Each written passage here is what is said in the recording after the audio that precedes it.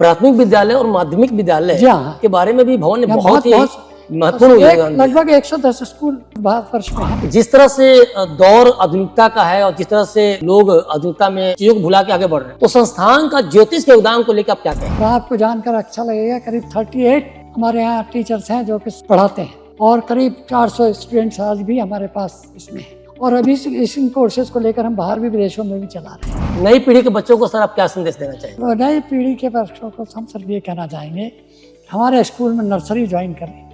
नमस्कार दोस्तों, आज मेरे साथ मौजूद हैं बेहद ही खास मेहमान श्री अशोक प्रधान सर, जो वर्तमान में भारतीय विद्या भवन दिल्ली के डायरेक्टर हैं। 1967 बैच के IAS अधिकारी अशोक प्रधान जी भारत सरकार में सचिव भी रहे।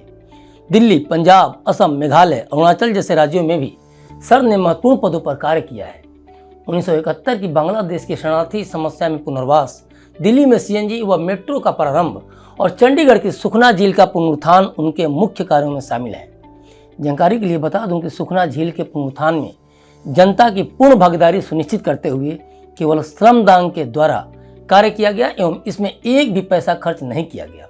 सर, आपका क्लिक इंडिया में बहुत बहुत स्वागत है। सर, ये बताएं कि भारतीय विद्या भवन का गौरवशाली इतिहास रहा है, इसे संभालने के लिए आप क्या प्रयास कर रहे हैं? भारतीय विद्या भवन दिल्ली के अंदर जो है वो भारतीय विद्या भवन, जिसकी स्थापना 1938 में हुई थी, उसका एक विशेष अंग है और इसकी शुरुआत 1950 में हुई थी और मैं 2008 में यहाँ पर आया था जी। और तब से बराबर ये प्रयास कर रहा हूँ कि जो भारतीय विद्या भवन का उद्देश्य है, भारतीय संस्कृत और संस्कृति को आगे ले जाने का, उसको मैं आगे ले जाने का प्रयास करता रहा हूँ। और सबसे महत्वपूर्ण बात तो मैं यही कहूँगा कि 2009 में मैंने भारतीय संस्कृति से संबंधित सेंटर ऑफ इंडोलॉजी की स्थापना की, संगीत समारोह की स्थापना की, कवि सम्मेलन की स्थापना की, जो कि हर वर्ष किए जाते हैं जी। और होते रहे हैं। और इन चीज़ों से जो भारतीय संस्कृति के विशेष अंग हैं वो आगे बढ़े हुए। मैं ये कहना चाहूँगा कि सेंटर इंडोलॉजी में बहुत से ऐसे विषय हैं जिन पर काम होता है। कुछ ओवरसीज भी काम ऑनलाइन कोर्सेज हो रहे हैं और जो संगीत समारोह जो है 2009 से बराबर होता जा रहा है और वो भी भारतीय विद्या भवन के फाउंडेशन डे, जो कि 6-7 नवंबर 1938 का है, उसमें ये कोशिश किया जाता है। और वो अभी तक बहुत जितने भी विशिष्ट आर्टिस्ट हैं, चाहे वो गायन के हो या नृत्य के हो या इंस्ट्रूमेंट के हो, उन सबको बुलाया है 2009 से अभी तक लाकर बहुत से लोगों को। और उनमें से कुछ विशिष्ट लोगों को हर वर्ष हम लोगों ने भवन की ओर से विशिष्ट एक अवार्ड भी दिया है, जिसको कि 1 लाख रुपए का दिया जाता है। इससे क्या हुआ है कि भारतीय विद्या भवन के संगीत समारोह में बहुत से विशिष्ट आर्टिस्ट ने भाग लिया है और इस वर्ष भी 6-7 नवंबर को भी ये किया जा रहा है।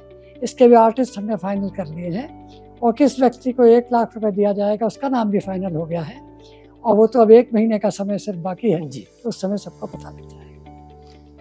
और यहाँ पर जो एजुकेशन का सवाल है कि भारतीय विद्या भवन ने एजुकेशन इंस्टीट्यूशंस को भारतीय संस्कृति को आगे ले जाने के लिए किया है।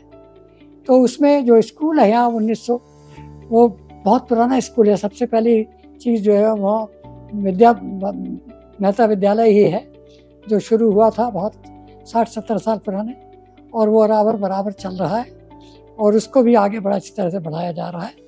और उसके साथ अभी 2016 में ये बिल्डिंग मैंने बनाई थी जी, क्योंकि वो पुराने बिल्डिंग में थे, वहाँ पर उचित नहीं था, तो इस स्कूल को आगे ले जाने के लिए इस बिल्डिंग को बनाया गया।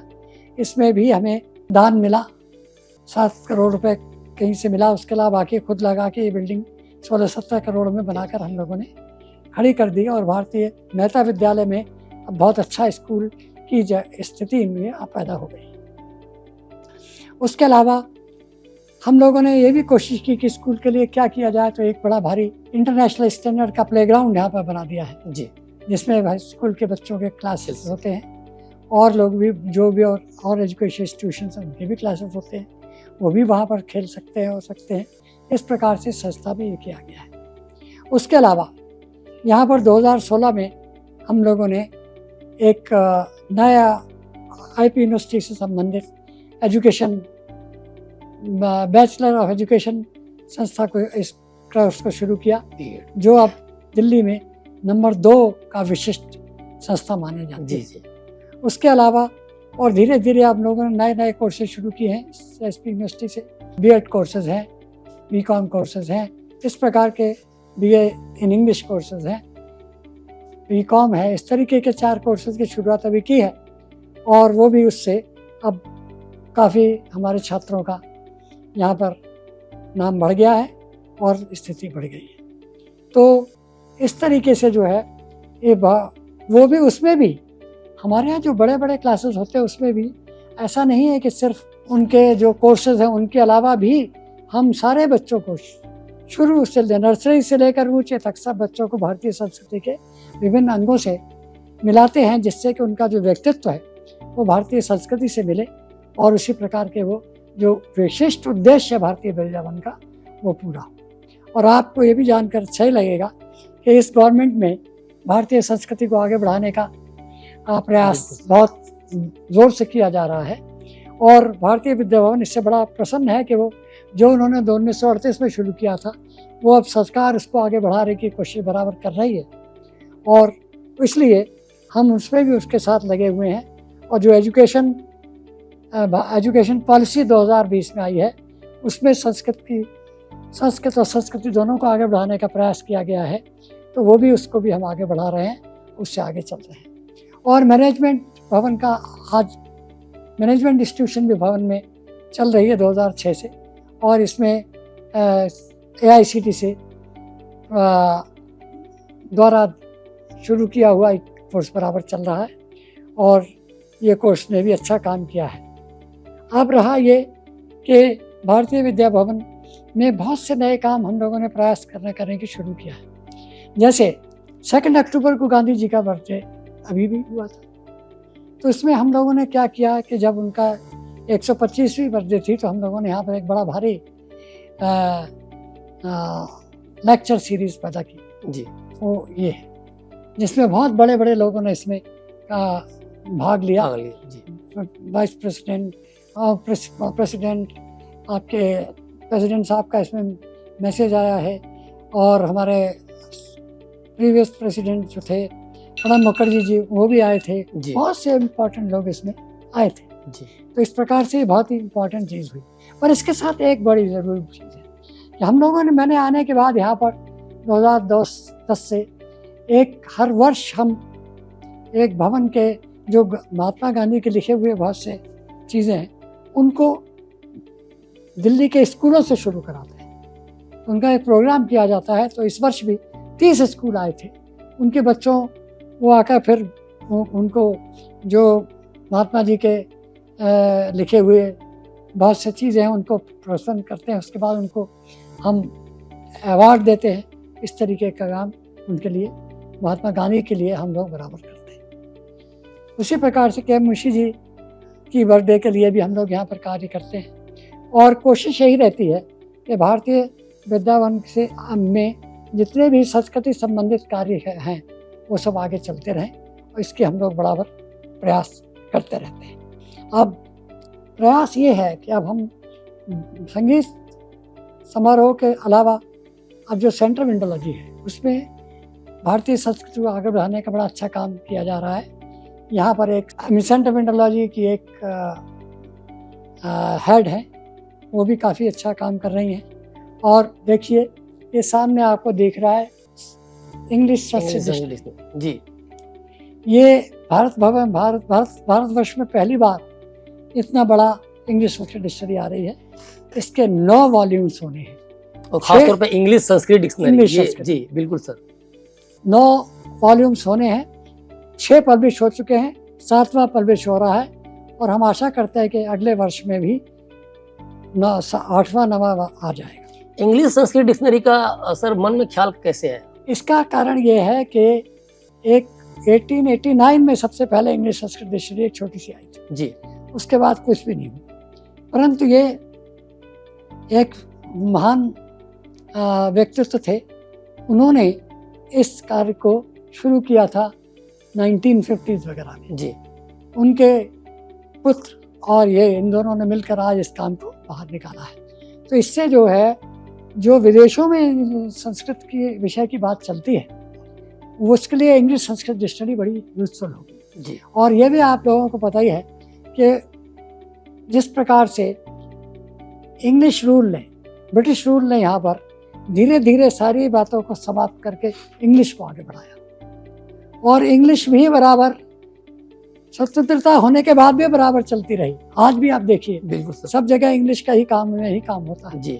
तो इंग्लिश से संस्कृत को भी जानना बड़ा आवश्यक हो जाता है, ये किया जा रहा है। तो कहीं ना कहीं भवन भारतीय संस्कृति को विदेशों में भी बिल्कुल डिक्शनरी के माध्यम से कर ही रहा है। बिल्कुल सर। हमारे जो सेंटर्स हैं, जी। अमेरिका में है, इंग्लैंड में है, जी। ऑस्ट्रेलिया में है, और भी कई जगह है जो भारतीय संस्कृति को आगे बढ़ाने का प्रयास किया रहा है। जी। उसी तरीके से मिडिल ईस्ट में हमारे भी हैं, और आर्दस स्कूल भी मिडिल ईस्ट में भारतीय विद्वान के हैं, जो कि भारतीय संस्कृति, भारतीय शिक्षा को आगे बढ़ा रहे हैं और भारतीय संस्कृति को भी आगे बढ़ा रहे हैं। प्राथमिक विद्यालय और माध्यमिक विद्यालय जी हाँ, के बारे में भी भवन ने यहाँ बहुत ही महत्वपूर्ण योगदान दिया। लगभग 110 स्कूल भारतवर्ष में है। कहीं ना कहीं कहा जाए तो सर, ये देश के एक जो एजुकेशन बेस है उसको काफी स्ट्रॉन्ग करने के समान उसका उद्देश्य यही है कि बचपन से ही बच्चों को जी भारतीय संस्कृति से लगाया जाए। जी जी। तभी वो उनका पर्सनालिटी ऐसे बनेगी, और भारतीय संस्कृति को जानकर आगे भी वो अपने जीवन में ला सकेंगे, समाज में ला सकेंगे और आगे बढ़ सकेंगे। इस तरीके का प्रयास नई पीढ़ी सर जड़ों से करती जा रही है। जिस तरह से भारतीय विद्या भवन संस्कृति के सिर्फ देश ही नहीं, वैश्विक प्रचार प्रसार में भी लगी है। जी हाँ। तो उसको आप कैसे, इन जो नई पीढ़ी के लोग हैं, कैसे इनको जड़ों से जोड़ा जाए? और धीरे धीरे कोशिश यही है कि संस्कृत, देखिए संस्कृत कुछ स्कूलों में 1970 तक चलती थी, परंतु उसके बाद जो एजुकेशन पॉलिसी में संस्कृत खत्म हुई। अब इसको हम संस्कृत को दोबारा यहाँ ला रहे हैं। यहाँ पर एक संस्कृत महाविद्यालय भी हमारे यहाँ 1960 से चल रहा है, जिसमें आज भी 400 स्टूडेंट्स संस्कृत पढ़ने आते हैं। कोई उसमें वो नहीं है कि साहब ये BA है, MA है, परंतु संस्कृत पढ़ने के लिए, वेद पढ़ने के लिए, उपनिषद पढ़ने के लिए, सबके लिए लोग यहाँ पर 400 लोग आते हैं। संस्कृत को भी आगे बढ़ाया जा रहा है। और ये भी आपको जानकर अच्छा लगेगा कि हम लोगों ने एक यहाँ पर इंटरनेशनल बहुत से वो किए, जिसमें बहुत से लोगों ने किया, और जैसे Sanskrit in the silk route, Sanskrit the maritime route, Sanskrit in Europe, ये तीनों किताबें लाई गई हैं, जिसमें बहुत बड़े बड़े लोगों ने विदेशों से आके इसमें भाग लिया और लेक्चर दिया। उस लेक्चर सीरीज को इस ला के आगे बढ़ाया गया। तो संस्कृत को आगे बढ़ाने का पूरा हमारा है, और इसकी हिस्ट्री कि संस्कृत हमारे मैरीटाइम में कहाँ तक थी। अब आप लोगों को पता ही है कि मैरीटाइम में, इंडोनेशिया में है, और थाईलैंड में, इस कोरिया में, इस तरीके के बहुत से क्षेत्रों में संस्कृत बहुत पहले से चली आती है। लोग ये भी जानना जाएंगे कि चाइना में भी संस्कृत बहुत पुरानी जगह से रही है, जापान में भी रही है जी। वही सब चीज़ें यहाँ आकर लाई गई हैं। ये इसको आगे लाने का प्रयास किया गया है। और फिर सिल्क रूट, ये सिल्क रूट चाइना वगैरह की बात है जी। और यूरोप तो बेसिकली इंग्लैंड में संस्कृत चली है, और कुछ लोगों में चली है, अमेरिका में संस्कृत नहीं गई है जी। तो ये उसको भी लाया गया है। उसके अतिरिक्त जो संगीत का सवाल है, संगीत में हम लोगों ने भारतीय संगीत संबंधित जितने भी पुरानी पुस्तकें हैं, जो कि 1000 साल पुरानी हैं, उसके बाद उन पर भी हम लोगों ने हर वर्ष जब संस्कृत समारोह में एक पुस्तक को हम लाके लाते हैं, उस पुस्तक में सबको निकाला जाता है। और उस पुस्तक से भी जो भारतीय संगीत की जो इतिहास है, जो इसमें किया गया है, उस सब पर अब आर्टिकल्स आते हैं, और उन आर्टिकलों भी हम पुस्तक के रूप में छापते हैं। इस वर्ष भी एक पुस्तक आएगी, आ रही है। सर, संस्कृत की बात आपने कही तो मुझे ज्योतिष को लेकर भी आपके संस्थान का योगदान एक सवाल है। जिस तरह से दौर आधुनिकता का है, और जिस तरह से लोग आधुनिकता में काफी आगे चीजों को भुला के आगे बढ़ रहे हैं, तो संस्थान का ज्योतिष के योगदान को लेकर आप क्या कहेंगे?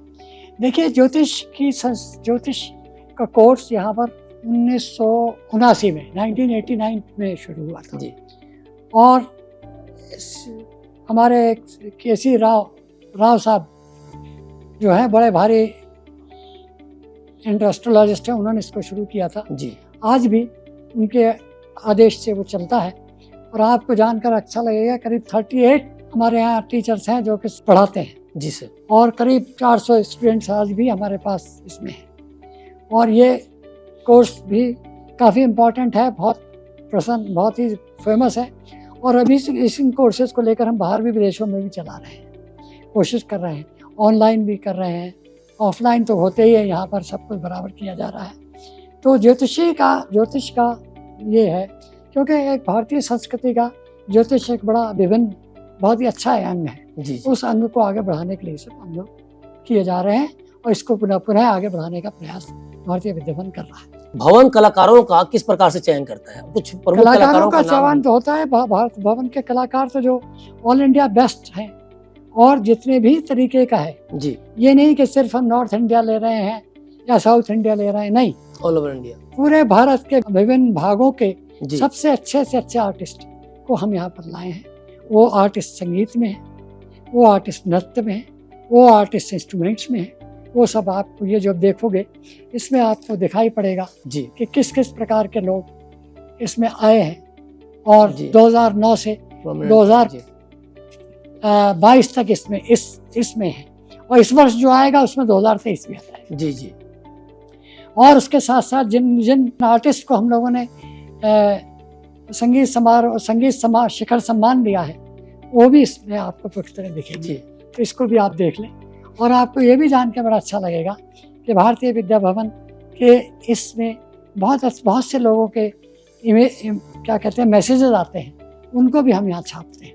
आपको जानकर भी प्रसन्नता होगी कि पिछले वर्ष पहले भी हमारे मोदी जी ने इसमें अपना दिया था, परंतु लास्ट टाइम उन्होंने ये इतना संदेश नक्शा दिया था कि इसमें आप देखेंगे कि इसको आप जैसा चाहे या यूज़ कर लें, इसमें सब कुछ आपको इन्फॉर्मेशन संगीत समारोह की मिलेगी और ये आपको देखकर बड़ा अच्छा लगेगा कि ये किस प्रकार का काम भारतीय विद्या भवन में हो रहा है। इसी सर, चूँकि संस्कृति की आप बात कर रहे हैं तो मुझे एक सवाल याद आ रहा है कि कहीं ना कहीं कला और संस्कृति को ध्यान में रखते हुए ही, ये भवन के बहुत बड़े योगदान को ध्यान में रखते हुए भारत सरकार ने आप लोगों को 2 एकड़ जमीन आवंटन भी किया है। जी हाँ, भारतीय संस्कृति को देखते ही जी हाँ। क्या योजनाएं हैं सर इसको लेके? 2 एकड़ हम लोगों ने 2 एकड़ जमीन मांगी थी भारतीय कार्यशाला को आगे बढ़ाने के लिए जी, और वो ईश्वर की कृपा है कि 2018 में हमको वो ज़मीन मिल गई और ये यहाँ से लगी हुई है। इसमें सेंटर ऑफ इंडोलॉजी को बनाने का विभाग को बनाने का हमारा प्रयास है जी, और हम ये कोशिश कर रहे हैं कि इसको हम जो है लेकर आगे चलें और इसको इस 2 एकड़ में हम इसको जो है बनाकर ये कोशिश कर रहे हैं कि सेंटर ऑफ इंडोलॉजी ये हमारा इस तरीके के बनाने का हमारा प्रयास है। और इसमें क्लासरूम्स होंगे, लाइब्रेरीज होंगी और ऑडिटोरियम होगा, ये सब चीज़ें बनाया जाएगा और हम ये जिससे कि भारतीय भवन केंद्र का एक्सपेंशन भी आगे बढ़ता चला जाएगा। और ये एक इस प्रकार का कार्य है जिसमें हमें बड़ी आवश्यकता है, क्योंकि इसकी एस्टिमेटेड कॉस्ट 2 एकड़ में आज के ज़माने में बहुत ज़्यादा है। जी जी। तो मेरा सबसे ये प्रार्थना है कि वो भारतीय विद्या भवन को डोनेशन दें और उस डोनेशन को सिर्फ इसी कार्य के लिए यूज़ किया जाएगा। और ये भी आवश्यक है जानना कि भारतवर्ष को डोनेशन देने में कोई भी इनकम टैक्स नहीं लगता। 100% भारत सरकार ने भारतीय विद्या भवन को इनकम टैक्स से बिल्कुल अलग किया हुआ है। 1% भी इनकम टैक्स नहीं लगता। तो लोग लाख दें, करोड़ दें, जो कुछ दे, उस पर किसी प्रकार का इनकम टैक्स नहीं लगेगा। ओनली थिंग इज रसीद यहाँ से मिलती है, उस रसीद को दिखाने से इनकम टैक्स नहीं लगता।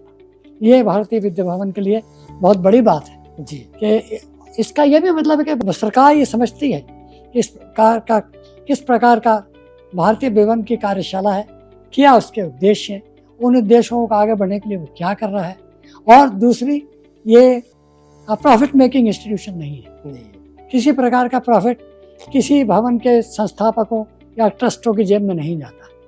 उसका हर वर्ष भारतीय विद्या भवन के जितने भी सेंटर्स हैं सबके कार्य प्रणाली का, उसका जो भी एक्सपेंडिचर है, इनकम है, उस सबका एक स्टेटमेंट चैरिटी कमिश्नर के पास किया जाता है और वो हर वर्ष चेक किया जाता है कि जो इस प्रकार का पैसा भवन के पास है या आ रहा है उसका उपयोग सिर्फ भारतीय संस्कृति और संस्कृति को बढ़ाने के लिए किया जा रहा है और इसमें कोई भी व्यक्तिगत लाभ किसी को भी भारतीय विद्या भवन के संस्थापकों को या ट्रस्ट को नहीं हो रहा है। तो ये हर बार होता है जी। 1952 से ये होता रहा है आज तक।